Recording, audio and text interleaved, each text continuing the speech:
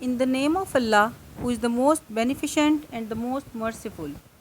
The stream of consciousness technique Virginia Woolf read and appreciated greatly James Joyce's Ulysses.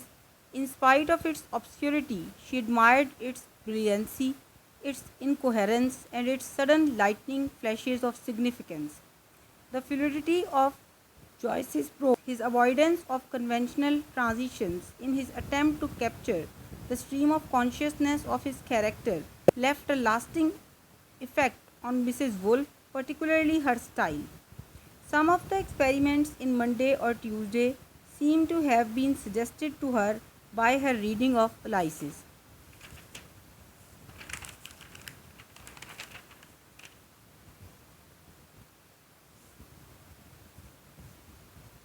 Proust too had a considerable influence on her.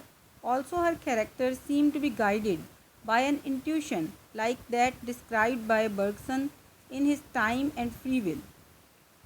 Kew Gardens, A Story or Tuesday, is about life in the Bergsonian style and sense of word, a spiritual force, a vital impetus, equal to pure as distinct from chronological time and equal to human consciousness, when that consciousness attains to awareness not measurable by any amount of chronological time, when human consciousness attains to holding eternity in an hour.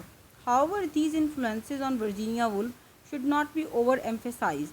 Virginia Woolf admired Joyce and Proust not just because she had read them, but because she recognized in their innovations something that would help her realize her own ideal.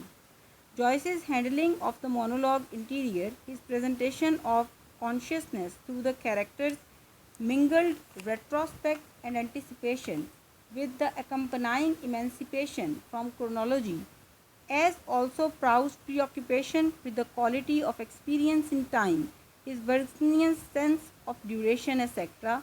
All these had no doubt an effect on Virginia Woolf, but this effect could be there largely because she had formulated her own plans and was looking for the meanings to accomplishing them. Though Virginia Woolf's characters appear to be guided by an intuition like that given by Bergson, the reality that they grasp is different from that of Bergson.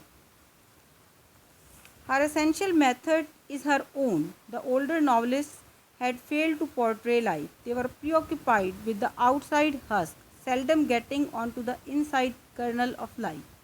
When they presented the story chronologically, they divorced themselves from life, which is equal to human consciousness, and consciousness modern psychology had proved, as also one knows from one's own experience, does not move in a straight line. It is a fluid existing simultaneously at a number of points in the person's total experience. Thus, fixing up a character on a single point is obviously unrealistic.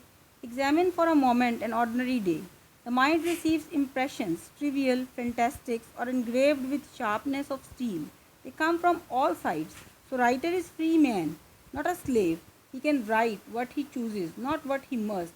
If he can base his work upon his own feelings and not on convention, there will be no plot, no comedy, no tragedy, no love interest, no catastrophe in the accepted style. Life is not a series of lamps symmetrically arranged. Life is a semi transparent envelope surrounding us from the beginning of consciousness to the end. Thus, he disapproves of G.S. Wells and Arnold Bennett for taking too much interest in the solidity of fabric. They have lost themselves in the trivial and transient outside. According to Virginia Woolf, Wells and Bennett are materialists, whereas Joyce and Proust are spiritualists. The reality can be comprehended and delineated if the novelist comprehends and delineates the numerous impressions that minds of the characters receive in their ordinary business of life. In Jacob's Room, Virginia Woolf studied the tremendousness of experience. For the first time, she makes no attempt to preserve the firm outlines of chronological events. Experience is broken down into series of rapidly dissolving impressions which merge into one another but are kept from complete dissolution by the meditative eye of the author who keeps the flux of things completely in sight.